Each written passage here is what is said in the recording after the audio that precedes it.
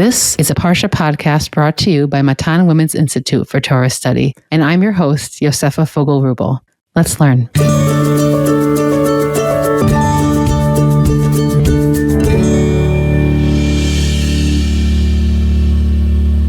Welcome back to our Shemot series, First Principles of Nationhood, where we're exploring what axiomatic ideas sit at the root of Israel's national formation, without which we wouldn't be who we are. How might we adjust our current trends in the Jewish world to realign with these principles? Parshat Tisa opens with the census tax, the machatzita shekel, and instructions for a few additional accoutrements of the Mishkan, the anointing oil, the bronze silk, the appointment of Bezalel as construction staff, and a final commandment regarding Shabbat, illustrating the foundational idea that the Torah creates holiness in space and in time. The holiness of space must stop and respect the superior holiness of time. And then it all unravels. All of this theoretical planning for a holy space comes crashing down when the people violate basic principles of their covenant in Moshe's confusing absence while he ascends to the heavens to receive the luchot. We sense that this was all an overshoot for this newly freed people, utterly too fast and too lofty. The episode is familiar: the calf's construction, God's anger, Moshe's successful plea that God keep them alive, Moshe's confrontation with Aaron and his anger at the people, which translates into a killing spree of the sinners, and Moshe and God's relationship also undergoes transition. Moshe is singled out as having a unique relationship with God. Later in the Parsha, we learn that he begins to emanate a divine light that had to be mollified when he spoke with the people. It seems that as the people lose some of their covenantal status, Moshe gains even more. The last section of the Parsha focuses on repair, reestablishing the terms of their covenant by reiterating the prohibition of apostasy and commandment of the holidays, emphasizing correct worship of God. Today's conversation will delve deep into the unraveling and into the world of forgiveness that is revealed in its wake. For those of you who love listening weekly, sponsoring an episode is a wonderful way to show your gratitude for the high-level content we try and put out each week. Be in touch with us at podcast@matan.org.il or at the Matan office to sponsor our future Vayikra episodes. There are no longer any Shemot episodes available. I am absolutely honored today to bring to the podcast Professor Leon Kass himself, who we've quoted so many times throughout the years, most recently in my conversation with Rabbanit Nechama Goldman Barish when speaking about the Ten Commandments and specifically the commandment of honoring one's parents. Professor Leon Kass is Dean of the Faculty at Shalem College, Professor Emeritus in the Committee on Social Thought at the University of Chicago, Scholar Emeritus at the American Enterprise Institute in Washington, D.C., a lifelong enthusiast of liberal education. He was trained in medicine and biochemistry before shifting from the practice of science to thinking about its human meaning. For more than 50 years, he has been engaged with ethical and philosophical issues raised by biomedical advances, and more recently, with broader cultural issues and the wisdom of the Hebrew Bible.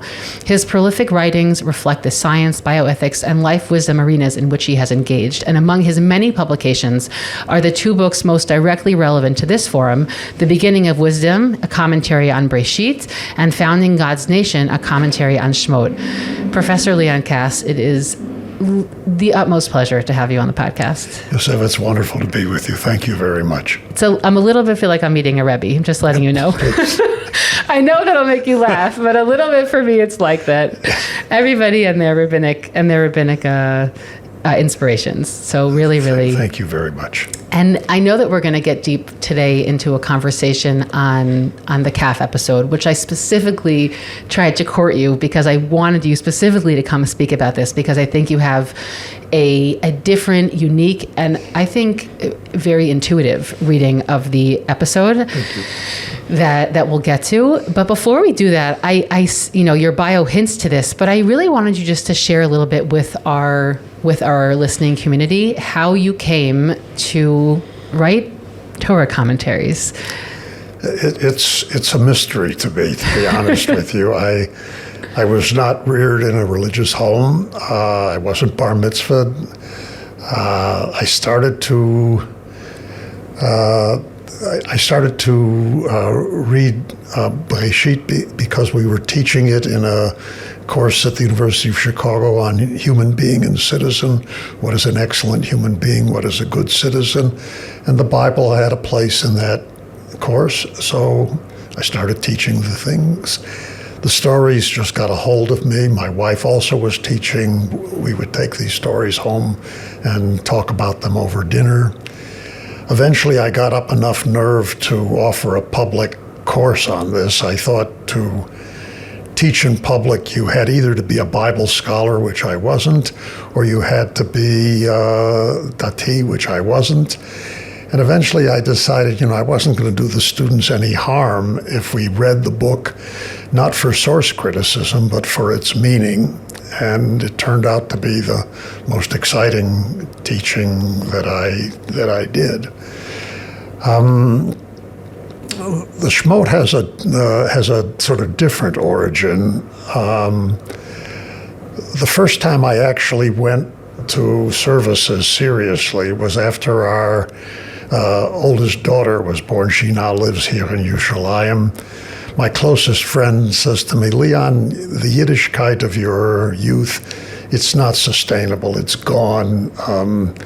You have a new child. You ought to think about connecting her, etc. Come to Hillel. They'll read the Torah portion. Someone will get up and say something interesting. You like discussions of books? Come. So I went, and it was Parshat Truma. And I'm sitting there thinking, let's see somebody say something interesting about this. And what was said is very relevant to what we're going to talk about. Rabbi Ben Zion Gold, this is Harvard, Hillel says, this week we're beginning the very detailed account of the instructions for building the Mishkan. A few weeks we'll have the account of the building of the Mishkan exactly according to the instructions, letter for letter. But in between, we have the story of the golden calf. And just as in the text, the instructions and the building by the instructions sandwich the story of the golden calf, so the Mishkan is in fact built to house the passions that erupt in the golden calf story. Those passions need a place for expression, but if they are not going to be wild and destructive, it has to be under rule, number, measure, and authority. I said, not bad, not bad. I remember it as if it were yesterday. Wow. And this daughter's 56, wow. 58. Yeah, it's unbelievable how when we hear things that touch us, right, that they create that indelible memory. It's a wild human experience. Yep. Having worked on Breshit, where my intuitions are best in psychological and anthropological things, not in theological and political things. Yeah. But I thought I should actually see how the story continued. So I began to teach courses on Shemot, first at Chicago, then I did once here at Shalem College.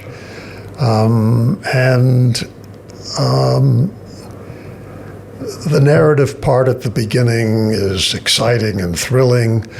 I happen to care a lot about law and morals, so even the details of the mishpatim I liked, and I undertook to try to give a kind of rational justification for all of this.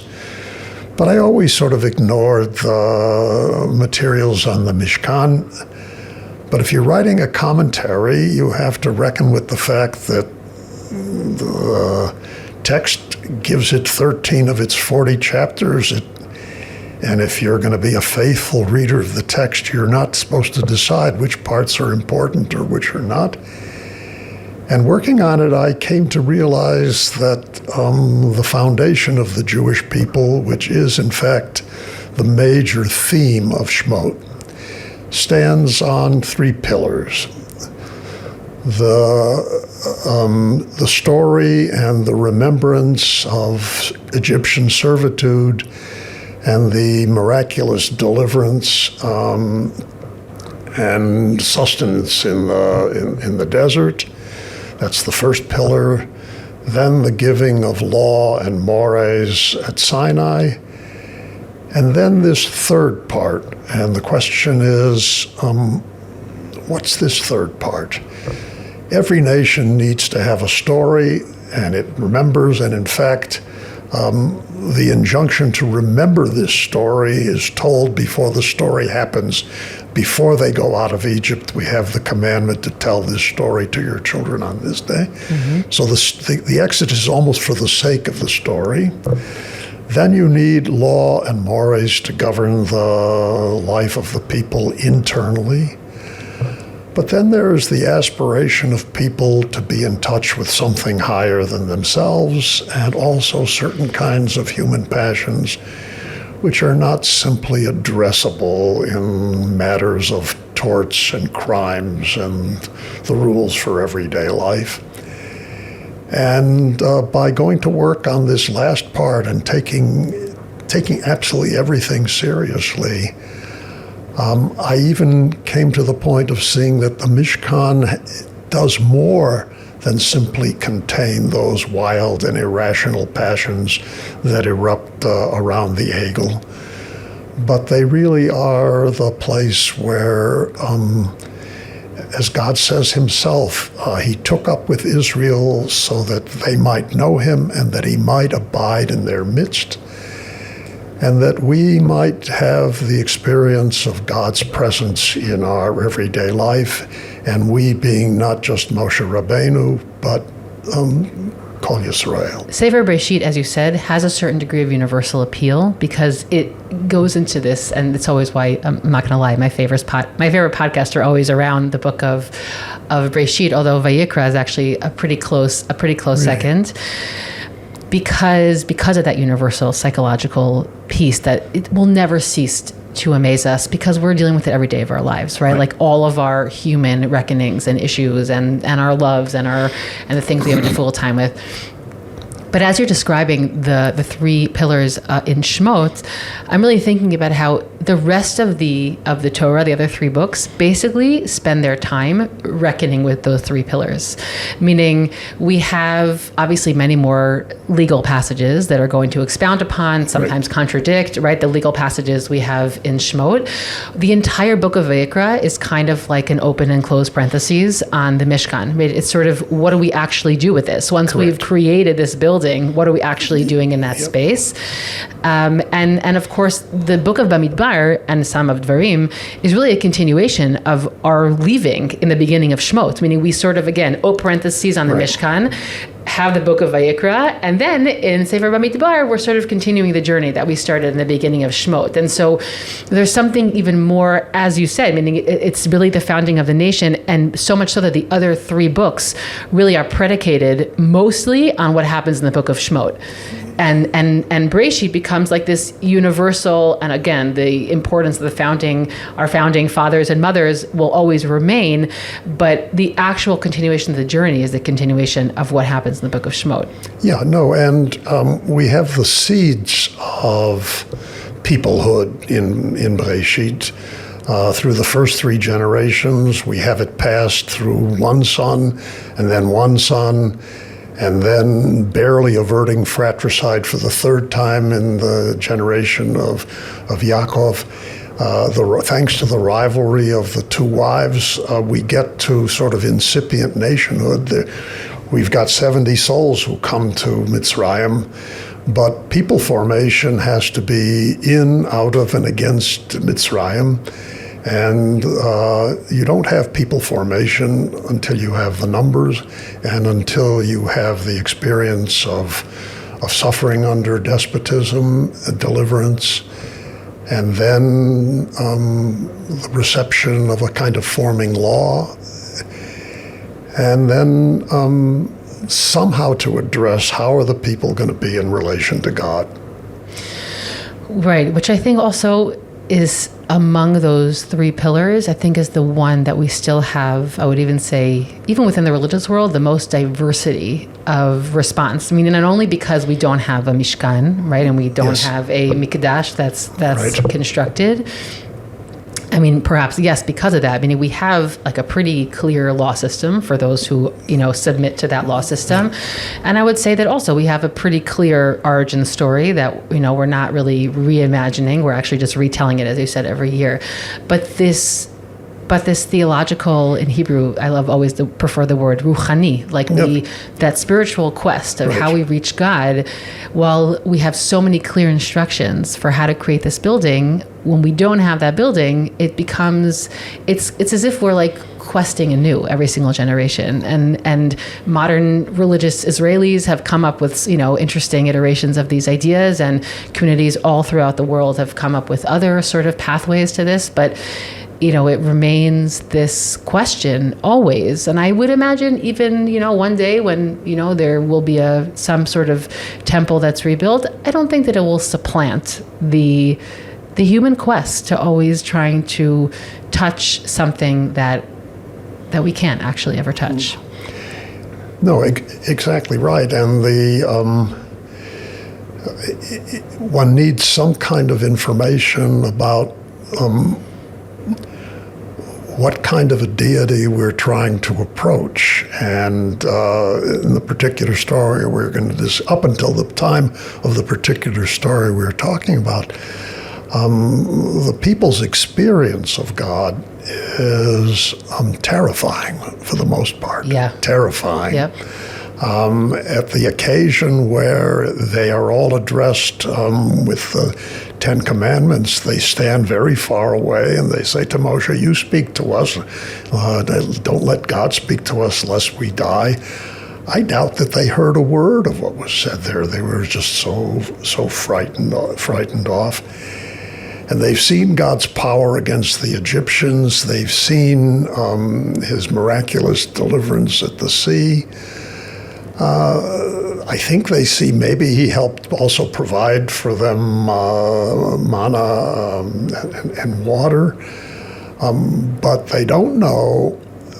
They don't know that there is anything like a forgiving side of God, and we can talk about that because it becomes indispensable for the continuation of the people. How will this people put its neck into the yoke and undertake this terribly demanding way of life, which instructs it to every detail, a way of life in which you can't help but fail, unless they know that there can be forgiveness if there is repentance and renewal, and they can keep trying again. That's so important. And it's this story over the worst of all possible sins, in which they get this, thanks to Moshe, get this new insight into the God who will be in relation to them. They didn't know it before. Okay, I think that maybe with that we'll go into the episode. I have some other questions. Maybe I'll have the opportunity to kind of I'll ask you as we continue. Well, yes, I'll insert them. But why don't we go into that? I mean, we've looked really at the sort of the three pillars as you present them in the book of Shemot, and then as we're familiar with, there's this never-ending machloket, never-ending disagreement regarding the way that the Parshiot are ordered, right? Whether the Egel episode actually happens once the instructions for the Mishkan have been delivered, or it happens at a different place. There's that debate between the commentators. But as you said in that speech that you heard in the shul, that there's something extremely resonant and moving about the Egel episode being smack in the center, right? I spoke about this in last week's episode, but the resumptive repetition is very obvious here. Meaning we finish with the commandment for Shabbat, and then we have the entire episode that we're going to focus on right now. And then when we shift back to the instructions for the Mishkan, we go back into this idea of Shabbat. And so it's really this classic example of resumptive repetition, just like when the story of Yehuda and Tamar in the 30th chapter of Breshit interrupts, so to speak, the story of Yosef and his going down to Egypt. So regarding this episode, I really want us to delve into this idea. How do you view this in terms of how the request to create this Egel, how does it relate to the Israelites that we met until now? Is it an aberration from their behavior? Is it something expected of their behavior? How do you view this request that they make of Aaron and what they build as a result of it?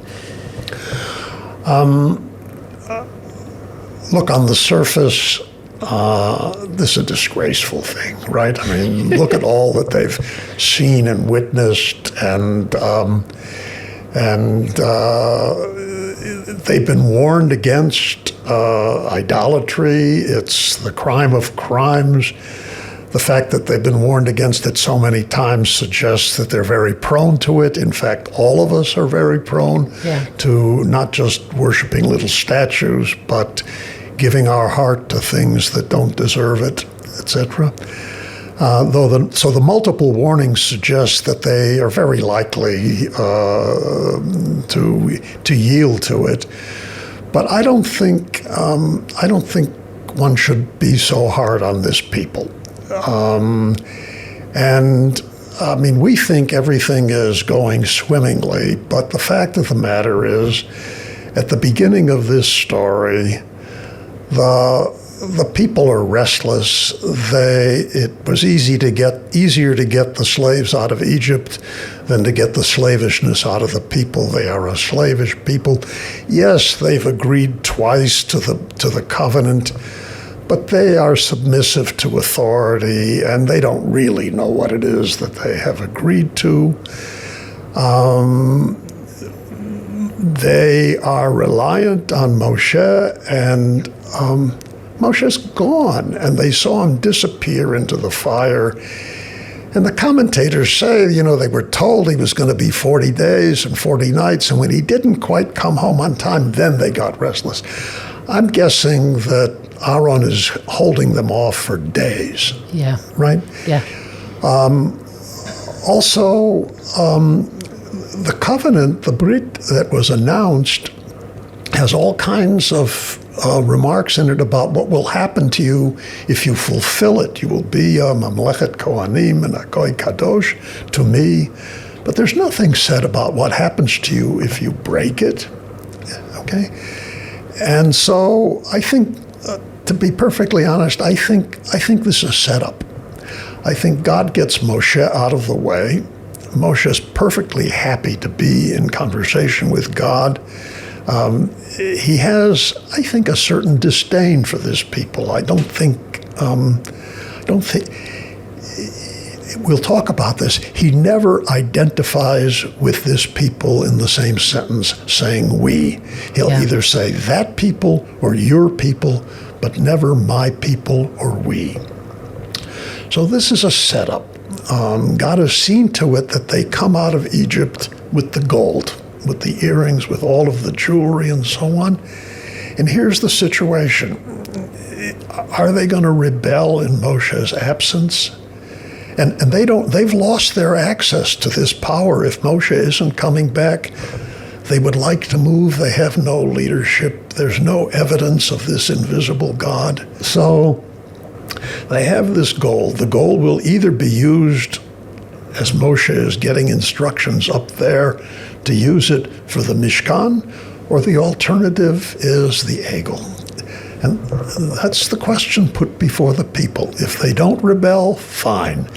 If they do, it's better to have it out now and see whether Moshe is willing, in fact, to take charge and take responsibility for and become really God's champion here. And we have to have a decision. What happens when people fail? What happens when people fail? So two thoughts on that. One is that in the Mishpatim section, so we do have, and there's obviously two very different tones, because in that section we do have an understanding that bad things will happen, right? People will err, and there has to be some sort of consequential system. But I very much agree with that description, that in all the times we describe this relationship with God in the theological sense, we haven't seen yet until now, right, which is why the 13 attributes will have to come now. It hasn't been discovered. Correct. But it's like many of those times where we have passages that there's certain underpinnings of them that we haven't yet fully fleshed out in story, right? So I think that it's a very important piece that the calf episode comes to sort of flesh out what's been spoken about in legal terms in the Mishpatim section. No, very nice. Yeah.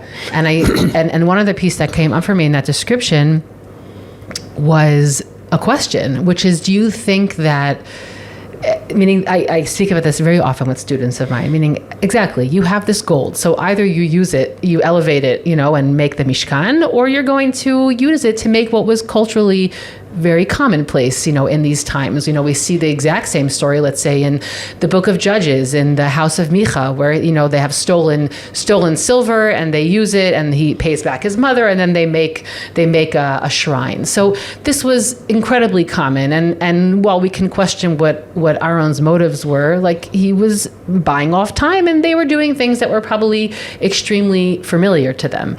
But I'm curious if in your description, you think that the people, meaning what you describe right now about it being almost a setup, is what do you think the mindset of the people was at this moment? That they thought to themselves, okay, so we're done. Like, this is over. We're just going to go back to the kind of gods that we're familiar with from the land of Egypt? Or do you think that they had a consciousness of feeling that they were failing in this moment? I don't think until Moshe comes down and basically tells them that they have sinned, that they think that they're failing. I mean, the access to Hashem is missing, and who could blame them for thinking he's not coming back? I mean, and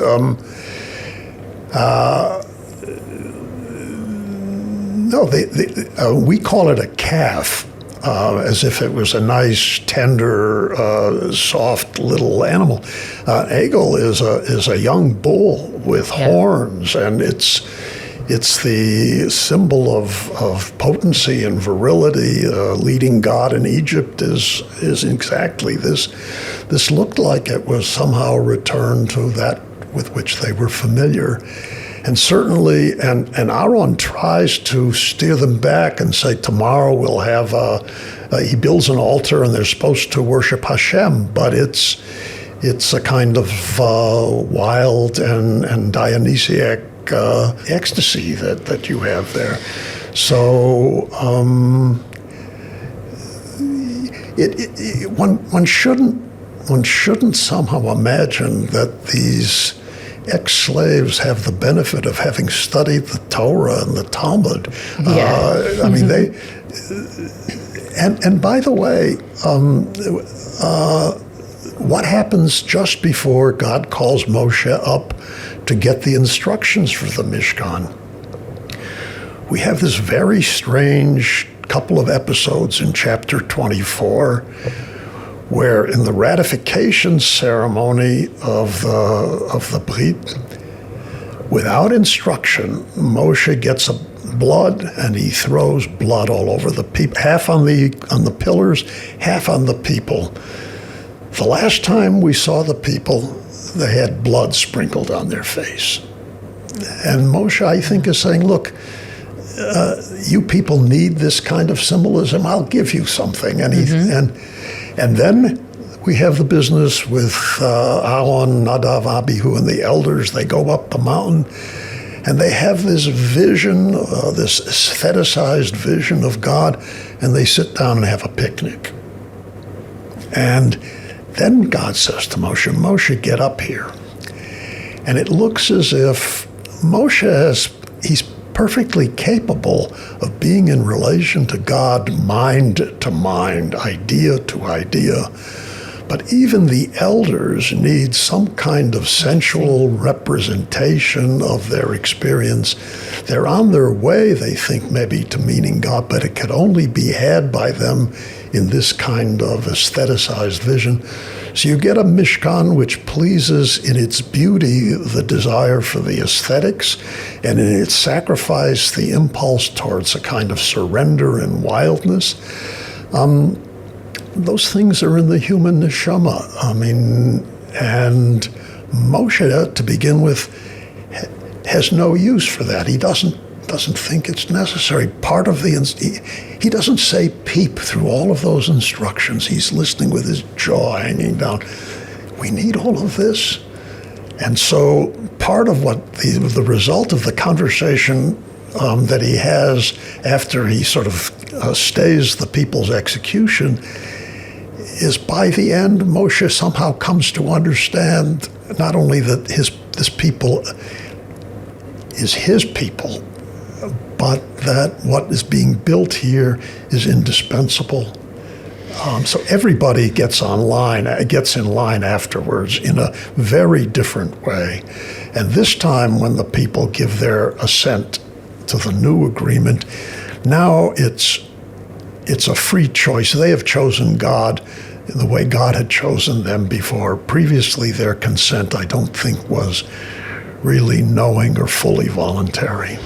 So that's just a beautiful description, and two thoughts also come to mind. The first is about Moshe, is that there really is, I would say almost until the end, a disconnect between Moshe as the almost perfected human he was with where the people are. Now, it always should be the case that there is a gap between the leader and the people. Like, that's healthy. We need something to aspire to. We need somebody who can see bigger and beyond where we are. But what I think is so moving about the Torah, and we've spoken about this in different ways on the podcast, and is how much we never idealize Moshe's almost perfection. It's constantly sort of refracted to us as a problem, right? Meaning it's an issue. It's an issue that Moshe doesn't realize what these people actually need. It's not, oh wow, our leader is so holy and that's such a wonderful thing. It's constantly comes up in these very tense moments, whether it's here now, whether it's in his near breakdown in the 12th chapter of Bamidbar. And we constantly have this dynamic where the people are dependent on him, literally like they're dependent on a mother, right? And that image comes up in so many ways throughout his career. But on the other hand, he's always like slightly missing in the understanding of what the people actually need at this moment. But that's such a fascinating piece. I never thought about the blood there in relation, let's say, to the blood on the doorpost, which is right what you're referring to. That like there are these little moments, even for the Kohanim and the Zkenim, of like ways to touch the divine in a way that's more tangible and corporeal. Yep. But to me, that's one of it's a complementary portrayal of the Torah, that it doesn't present the gap between Moshe and the people. It presents it almost as inevitable, because if we're going to have somebody who can speak face to face with God, he's clearly not going to be in the same space as the people, but that it's a struggle constantly for Moshe to relate to them and understand what they actually need. Yeah, look, he has to be sufficiently above them to command their respect and following, but not so high that either he or they mistake him for God. That's the problem of leadership. Aaron is a much more representative kind of leader, and the representative leader doesn't in a way lead. He generally follows what the people want. But it turns out that one of the consequences of this episode is when Moshe finally accepts at the end of this story the necessity of the Mishkan, he's in a way also accepting the necessity that leadership is eventually going to pass to Aaron and his offspring, and he will become unnecessary eventually. And he remonstrates with Aaron, but he leaves him alone. Aaron will, in a way, suffer for all of this. And yet, the end of the story, we come to understand that a few chapters later, Aaron, who yielded to the people here, will be installed as their high priest. Yeah. So, something that he was in touch with there is necessary. Again, under instruction. He won't be ad-libbing it on his own, but he'll have the instruction. By the way, I think that is part of the critical piece, meaning Aaron is the leader who is best performing with instruction. And he's given his original task to be the one who's instructed. Right. You will say what I tell you, and you will be, whatever Moshe can't do, you will fill in.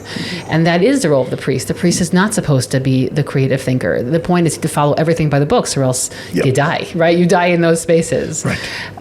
But another thought also, when you brought up this idea about the people re-accepting the covenant now, sort of once they realize what it looks like, once they realize what it looks like to sin, and then, but there is a side of forgiveness, which we're going to get to. I want to flesh that out together.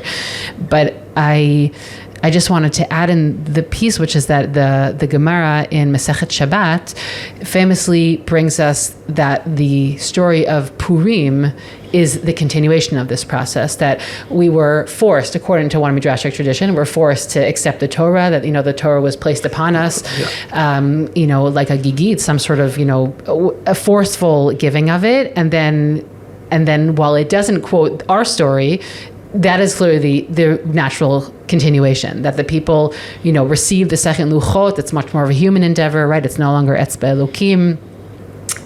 But the Gemara then says that the people really accept the Torah again in the time of Esther, and that every time there's a new, or I would even say a lower degree of divine involvement in the world, this is, I think, what the underpinning of the Gemara is, that we have to then re-accept upon ourselves to be in this covenant.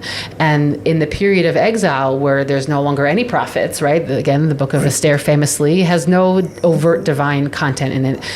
And that in that period of time, it's that Chazal look at it and say, this is when they re-accepted the Torah, right? Kibluhu mashe kiblu kvar. They accept what they'd already received. And I think that whenever I think about that Gemara, but it relates directly to what you're saying in this piece, I think about it so often just with my children, and like trying to, raise religious family in the world today, that I always, and at this point I've started to say it to my, teen, my one official teen. And I always say, like, you will have to accept this at some point. Like, nobody else can accept it for you. And I don't say exactly like that. She's still a little bit young for it, but I think that in my heart. Like, I know that my job only goes up until a certain point, and then they have to accept it for themselves. And I mean, I don't know if it'll work. It's a running experiment. Yeah, no, it has to be, one has to say one's own yes. Yes, and I think that it's such an important piece. And while the Gemara skips to the period of Esther, as you said, it has to happen here. We've talked about, I've tried in a way to justify, I won't do, but in a way understand the people and not judge them too harshly. I mean, it's absolutely understandable that these ex-slaves, in the absence of their leader, lost here and still slavish, would really have a relapse and so on. But I think the most important purpose of all of this is, in fact, the education of Moshe.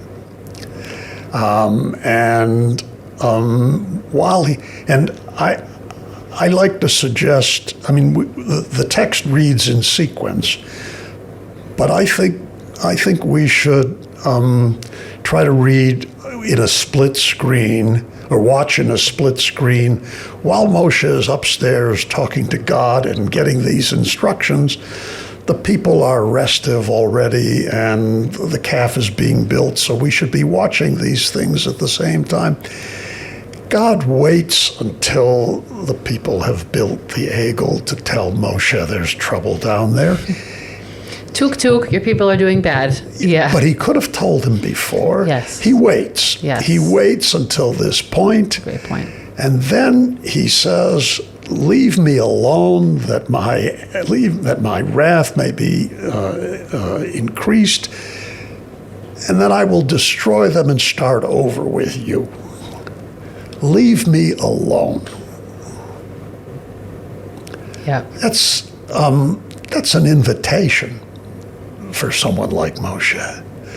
And I don't want to say that God is pretending to be angry, but here is the test of Moshe, because he's offering him, get rid of this people, this contemptible people, we'll start over with you. And Moshe to his great credit, takes the case, makes an appeal, quoting God back to himself, and gets God to relent. And having, in a way, got them off the hook, he now has the responsibility for them. It's like fishing a drowning person out of the water who had jumped in to end their life. You're now responsible for them. And so Moshe has saved them. And then he goes down, and then the question is what to do here. I think I need to do this because to get to the forgiveness part, one has to see the transformation first in Moshe, and then what he's able to exact from God. It's a terrible spot for Moshe. I mean, all of the people had been whooping it up around the Egel. And he and Yehoshua come down. That's all they've got. And he has no instructions about what to do. God doesn't tell him what to do. And he decides immediately on the spot what's needed here is some kind of minor civil war, a purging of the camp. It's very harsh, it's very ugly, it's very necessary.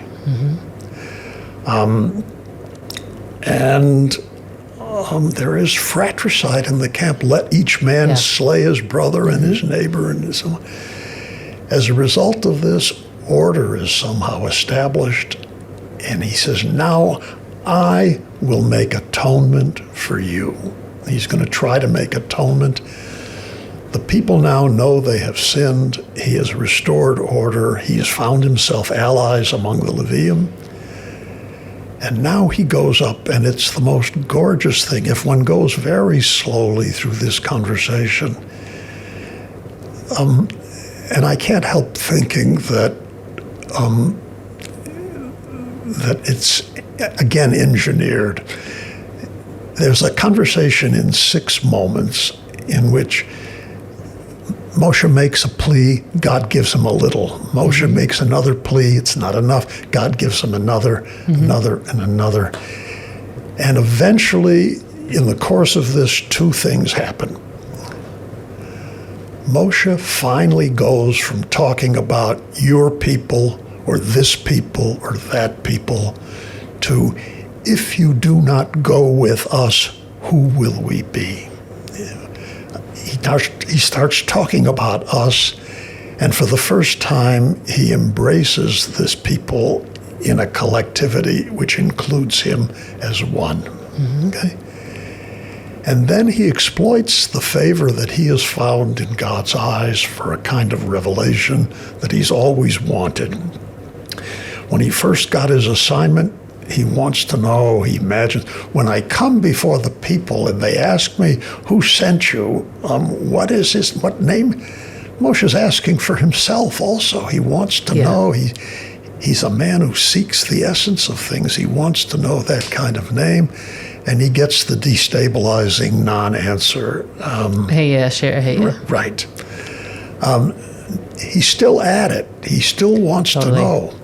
But he no longer wants to know solely for his own intellectual reasons, because he needs to know, are you a God who can forgive this people? I need to know more about you.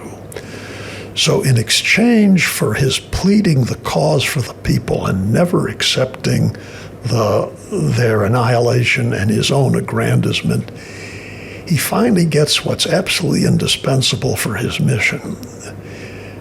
God gives him what we call his midot, El Rachum v'Chanun El Chapayim v'Chesed v'Emet.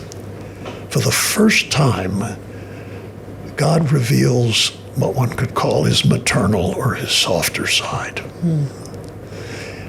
Up until now, his might, his power, his even provisioning.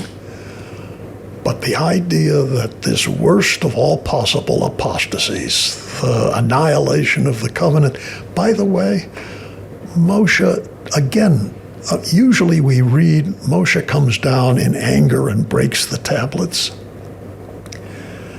But the people had simply violated the spirit of it. Moshe broke the covenant. Moshe joined in a way like a great leader, accepts the responsibility of what the people had done in his absence, and in a way commits their sin by fracturing the tablets, in that sense symbolically joining them. Moshe needs to know for himself and for them, are you a capable, forgiving God if we are remorseful, repentant, and want to do tshuva? And the answer that's given there is spectacular. If we go back for a moment to these sort of, we associate it as like Breshit, psychological intuition in the world.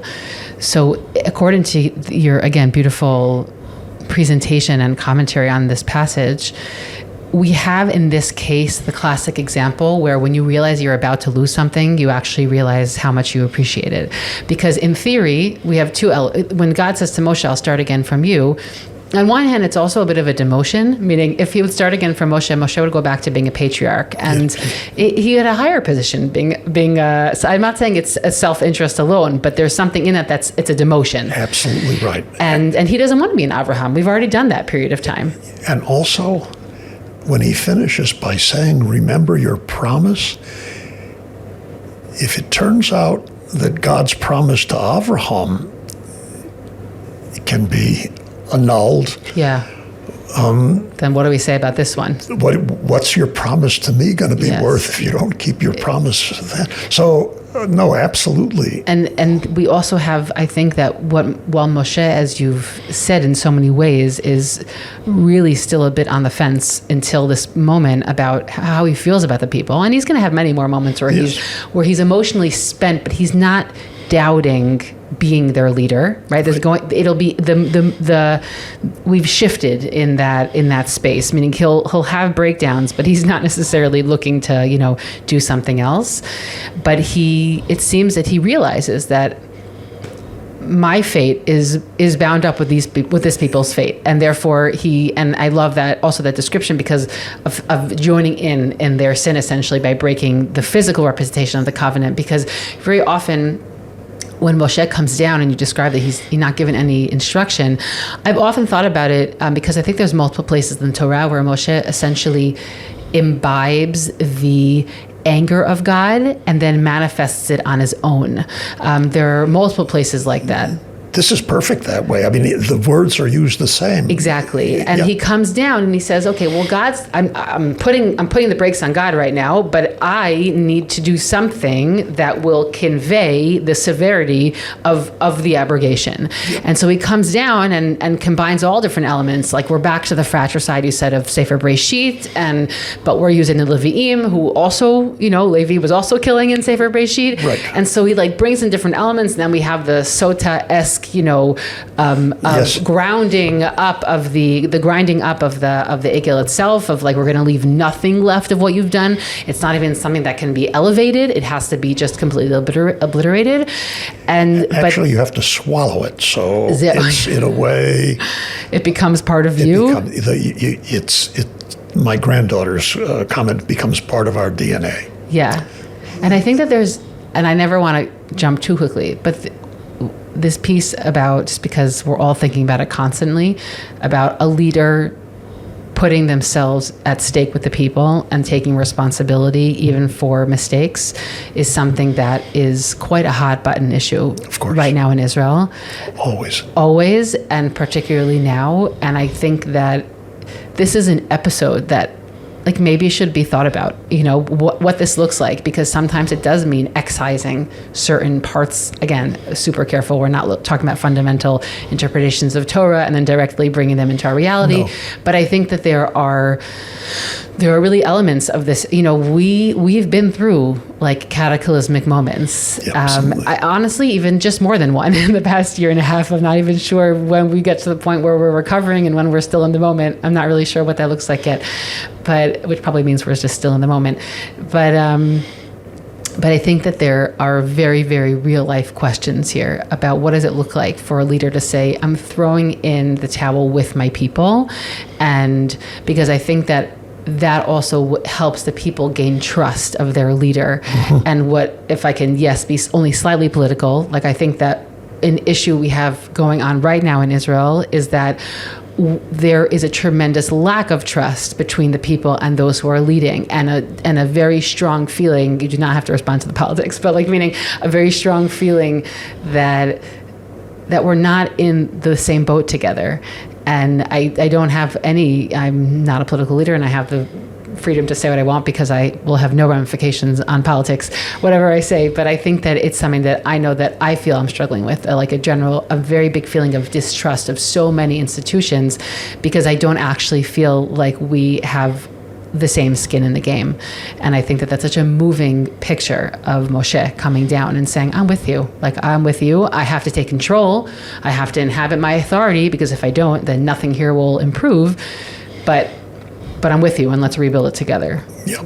No, and he comes down as God's fury. Having calmed God, he takes on that anger.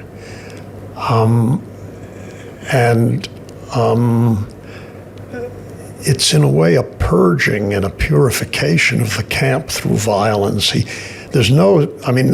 commentators will say, well, they figured out who the ringleaders were, and those were the only ones that were killed. There's no sense in the text. There has to be some kind of sacrificial blood here as a kind of purgation and purification and political unification.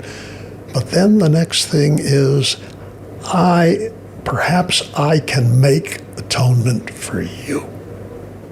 That he offers himself really now as the korban. Yeah.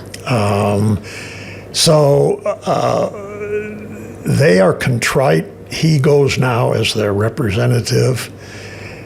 And from then on, gradually, and eventually, he's able to say we and us. And then he gets this, again, just to repeat, extracts from God what's absolutely necessary. He gets God to reveal himself. In fact, this is worth another sentence or two. Yeah.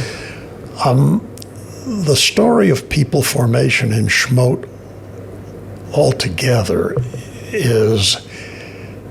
it's basically got two big strands. One of them is the gradual experience of the people as they acquire the three pillars of peoplehood, the narrative, the law, and the Mishkan. But indispensable to the possibility of the success in each of those places is the progressive revelation of who this God is with whom they are dealing. We who've read the book many times, when we see the name God mentioned early, can associate all the things we've learned later in the text from the tradition and so on. But you have to try to read this text also from the point of view of the people on the ground. Mm-hmm. And the great thing about it is we get to imaginatively experience what it's like for them, and also look from the distance with the eyes of readers. And they have no idea. I mean, they know that there was some kind of force that Moshe seemed to be channeling. And then they heard this voice, and it was terrifying. So the story is the kind of gradual revelation of who is this God that has just made a covenant with them. And absent what Moshe gets God to say and to reveal of his backside, neither he nor they could properly pick up. And once they see, I'm just now repeating, once they see they have committed, they've destroyed the entire relationship. Mm-hmm. And yet, he won't say, I forgive them. He does everything but say the words. But in fact, there is forgiveness. Not forgetting, but there is forgiveness. And that really makes this enterprise possible. And that was one almost, if you look, this is wrong, but it's interestingly wrong to say this episode looks not only inevitable, not only almost necessary for the next stage of things. Sooner or later, there's going to be a break. Mm-hmm. Sooner or later, we're going to have to find out, is Moshe really going to stick with these people and do what's necessary? Let's have it out right here now. It's not only, I think, inevitable and necessary, but it's even necessary and desirable on God's side that there should be an episode in which he has to reveal to the people that he is El Raham V'Chanan. You write about this parallel in your book as well, of the parallel to the original sin of Adam and Chava. And I think that even just saying that, right, the parallels here are obvious. And that story also seems, I wouldn't even say planted, but it seems to be also the inevitable. Inevitable. No one can come into the world and be perfect. If they would, they wouldn't be human. But I think what's most important to say is the difference between those stories. Please. Because there we have, again, we can question whether they're punishments or description of human conditions, what is said to man, woman, and animal. But we don't meet the forgiveness side of God in that story, meaning quite simply, we would look at those results, right, the natural consequences perhaps, right, and look at them as punishments. They definitely don't have a soft, as you said, maternal side to them. And so I think that while the parallel is very strong and really supports this idea that this episode was necessary, it almost had to happen. It gives everybody a chance to kind of like flex their muscles of what this could look like if we let it go wild, how we mostly want to function not in that kind of skin. We want to function in a way where we're in harmony with one another. But just like every relationship between spouses as well, when they get through, maybe a first very big fight, it shakes you, but when you can come out of the other side whole and also discover how to do that better, it's a healthy way to go about that relationship.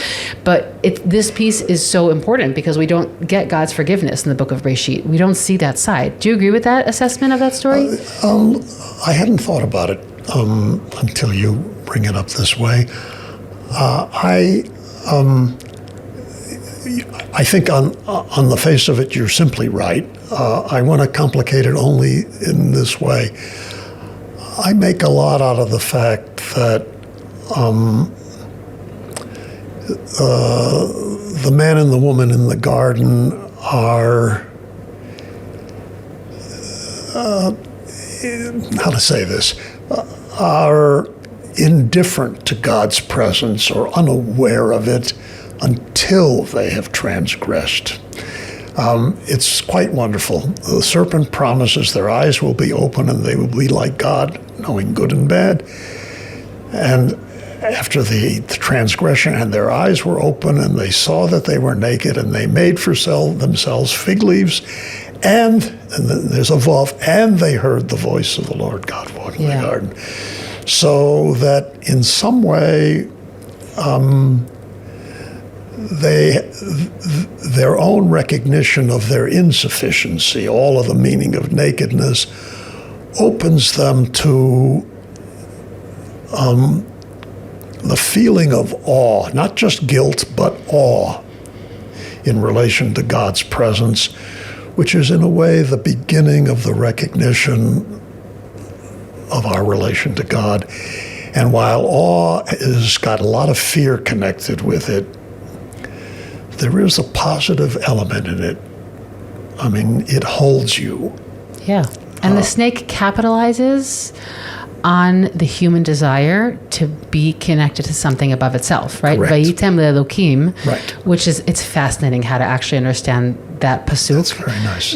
There's so many ways to understand it. I often just think about it just like a natural growth mindset, like that. That's how I often teach it. But it's seemingly the pshat of that pasuk is him capitalizing the fact that they want to achieve something else. Now you said, well, God exists, so to speak, in the garden in a certain way, but they almost don't really feel connected to God's presence until they also realize what it means to be disconnected from something. Like there's something in the feeling of knowing what it means to be pushed away that, again, maybe just the simple dictum of like, you don't know what you have until you've lost it almost, that I think exist in both. But yet I think God comes out with a softness in the national sense that we don't see there. That's certainly correct. And I think that it's such an important piece that we don't think about that so often in the book of Shemot, how much we'll need it. We're going to need it forever. This soft side. Yeah. No, I think the difference between the two that you mentioned is certainly right. Before we began recording this conversation, you shared with me that the tabernacle, the Mishkan as a concept, or perhaps those chapters are really meaningful for you, and that you sort of connected with them in a new way through the writing of this book. And I sort of said jokingly that I think that for many of us, these are parshiot that we sort of like get through, we kind of space out in them. Of course, the repetition aspect is famous. And I'm really curious for us to hear what about the instructions and obviously, of course, the execution of the building of the Mishkan. What drew you in? What is it sharpened for you?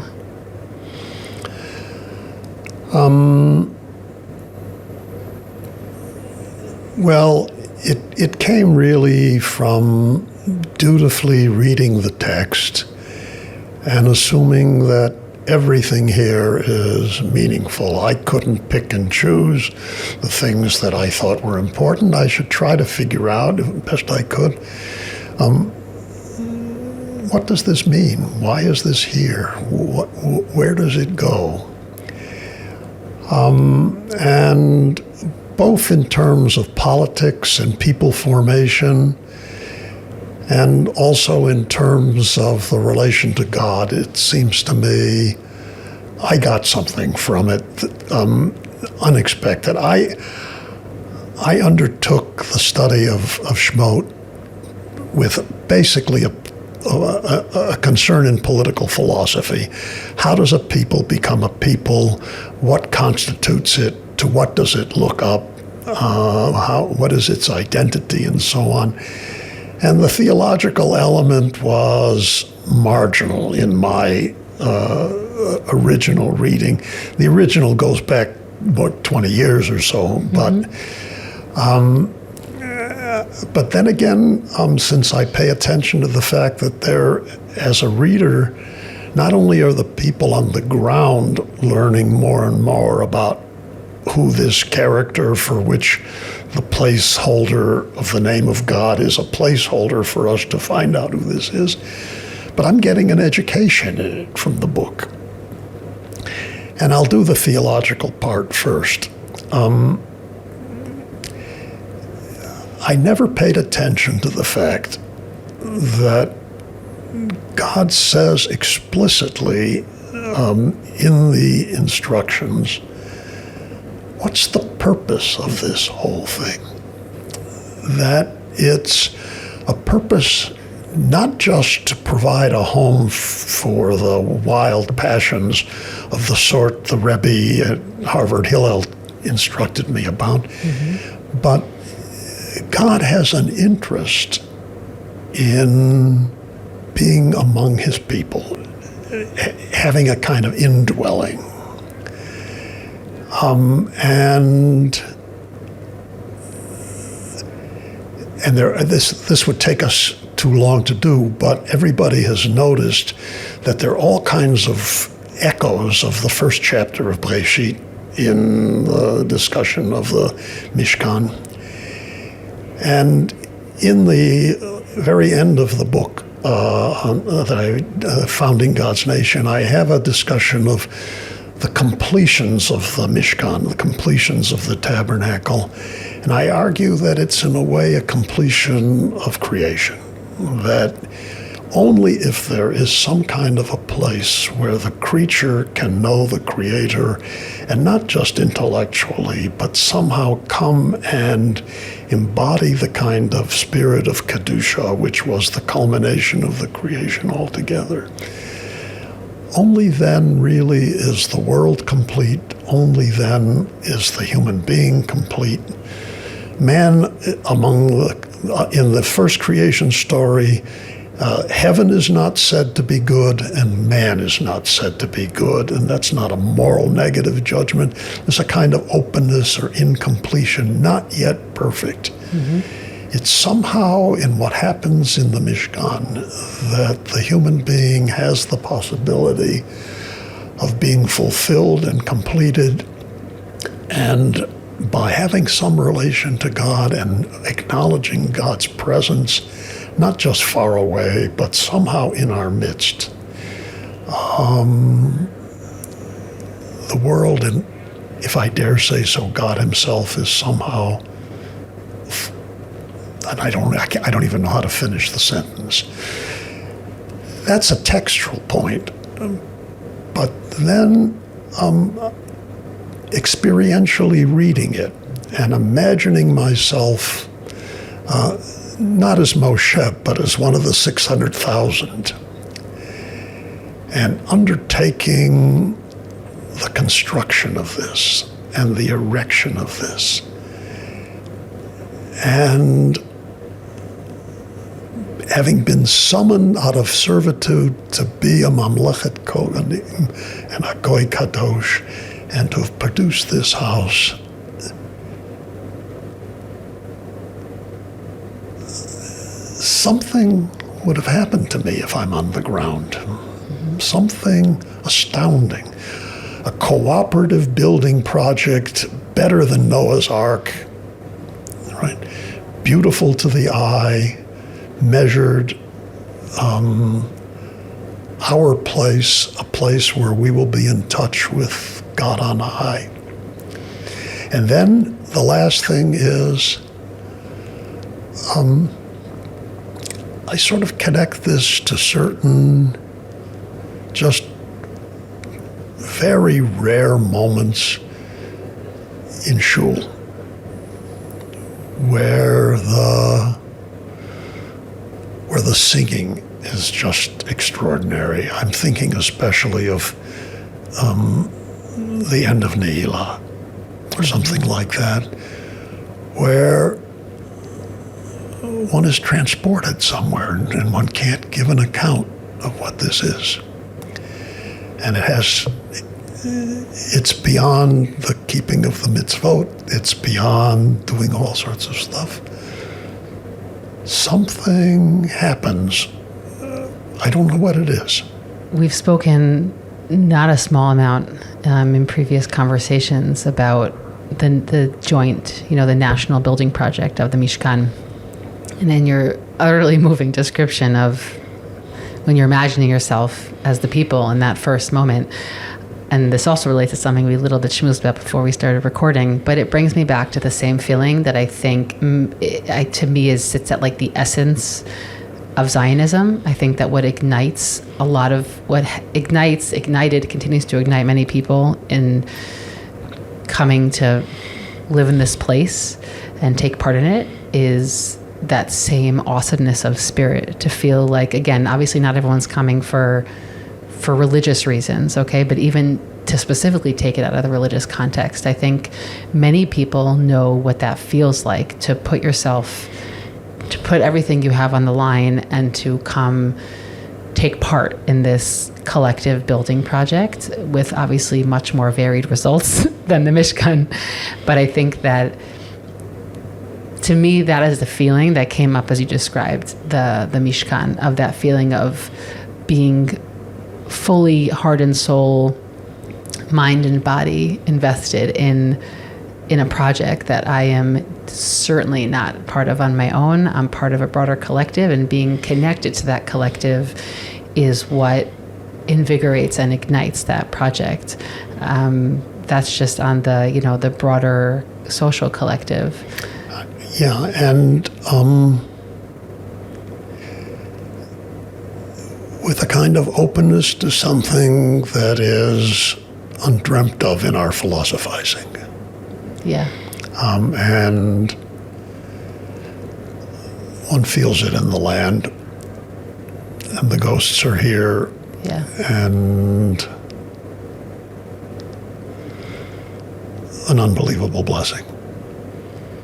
Professor Leon Kass, this has been such an honor. Thank you for coming. Thank you very much, really. I enjoyed it immensely.